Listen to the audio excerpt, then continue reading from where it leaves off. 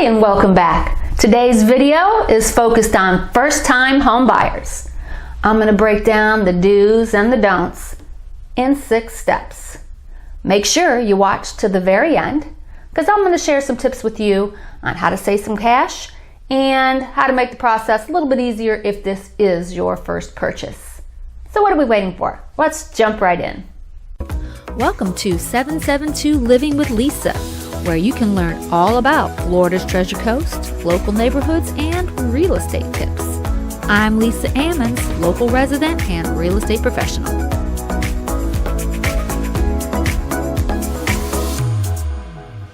The first don't on my list, and one mistake that first-time home buyers often make, is going to see the property before they've been pre-qualified. Don't do that.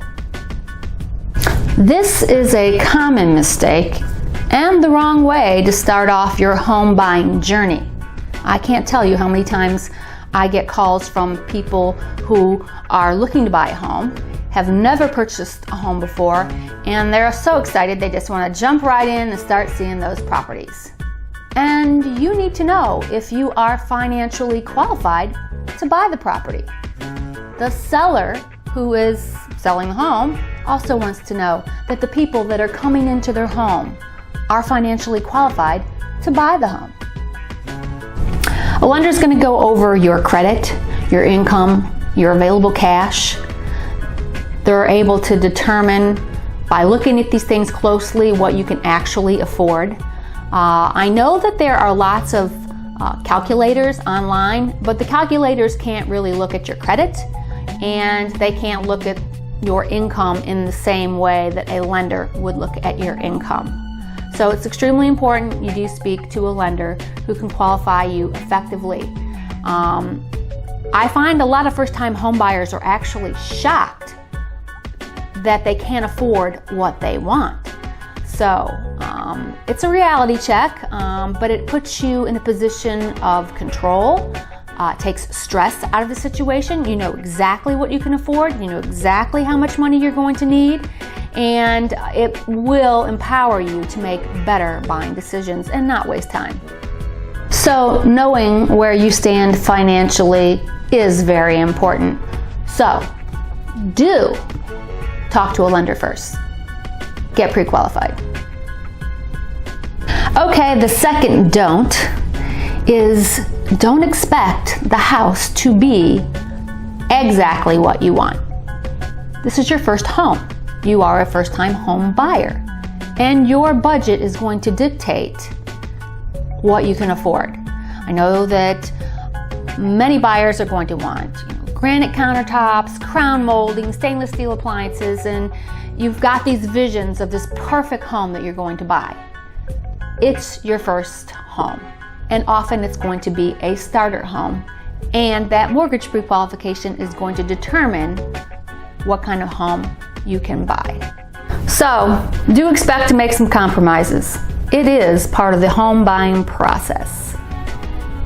The third mistake or don't that many first-time home buyers make is using the listing agent to represent them on a purchase. Okay, so you're driving down the road and you see a yard sign and you know it's killing you. You want to call, don't you? You know who you are. Come on, comment below. Tell me you've done that. You've called the listing agent. Really do want to know. Just put a "I called" below if this describes you. So I know what you're thinking. The listing agent knows everything about the property and they will probably get you in right away. But stop right there. The listing agent represents the seller.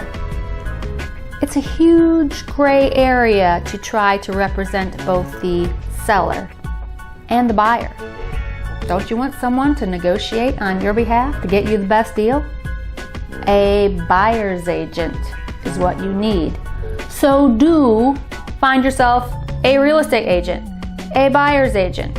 This is what you do, if I can say that. So research online or ask a friend to recommend a realtor for you. A good buyer's agent with experience shall I say that again? With experience is who you want to represent you. Okay, the fourth don't is using an online estimator as a ruler for your offer. You know, there are all these third-party search portals like Zillow. I really want to cringe every time I hear the word Zestimate. I can guarantee you there's not an appraiser out there that will use a Zillow Zestimate in his evaluation. You can bank on it. By the way, that is a fake word. Zestimate. Fake news. Okay, so you need a realtor, aka a good buyer's agent, who will pull comps for you. That is comparable sales. Those are recent sales in the market, like the house you want to buy.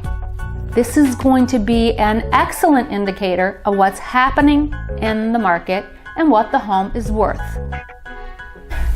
And you need to make a fair offer based upon what the market is actually doing, not by some estimate.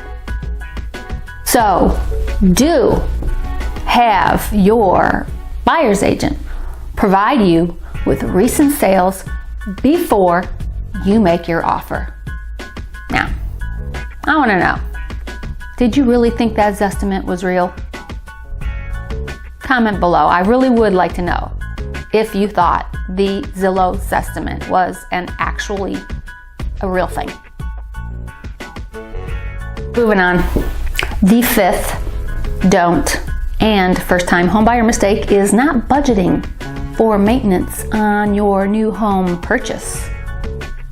Okay, first-time home buyers often underestimate home maintenance repairs.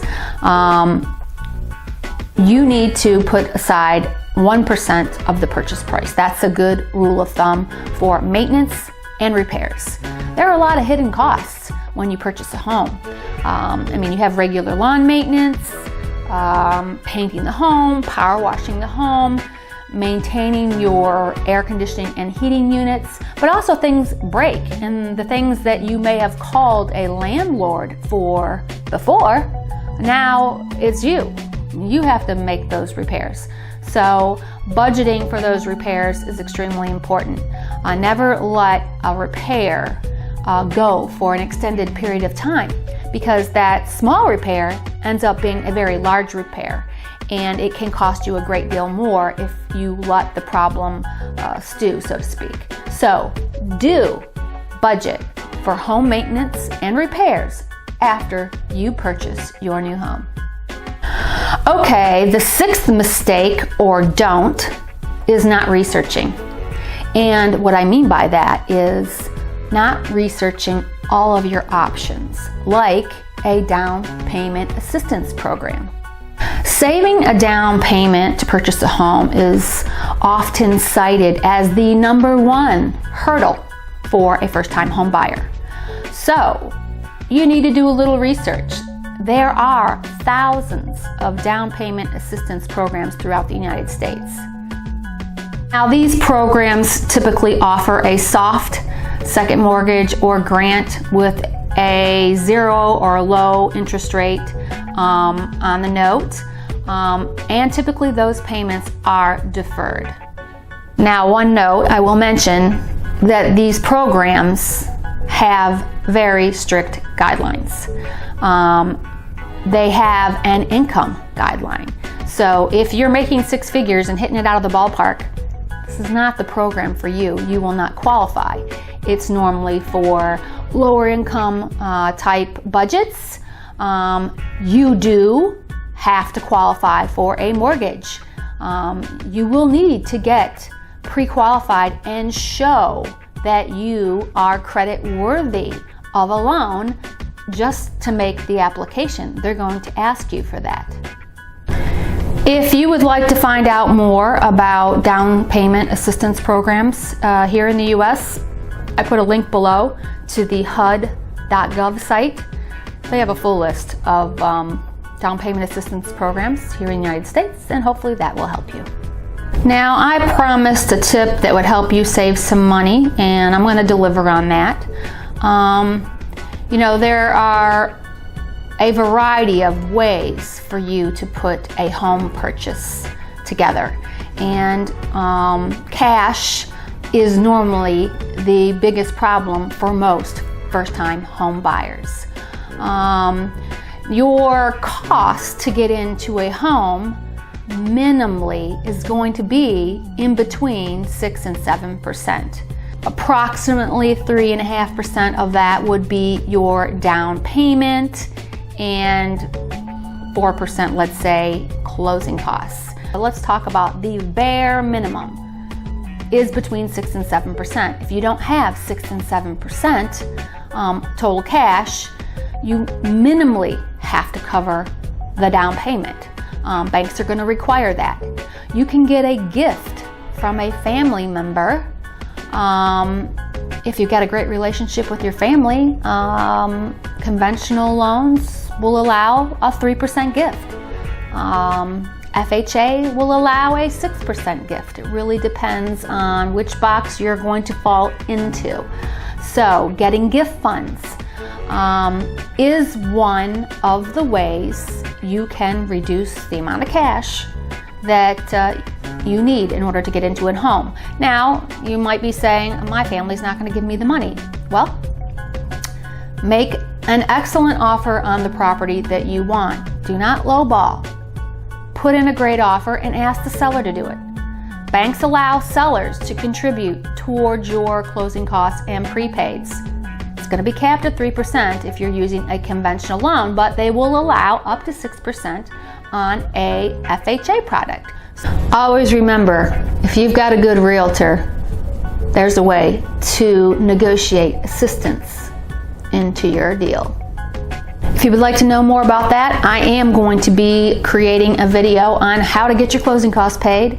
Look out for that one. If you subscribe to the channel, you'll get a ping when that video is ready.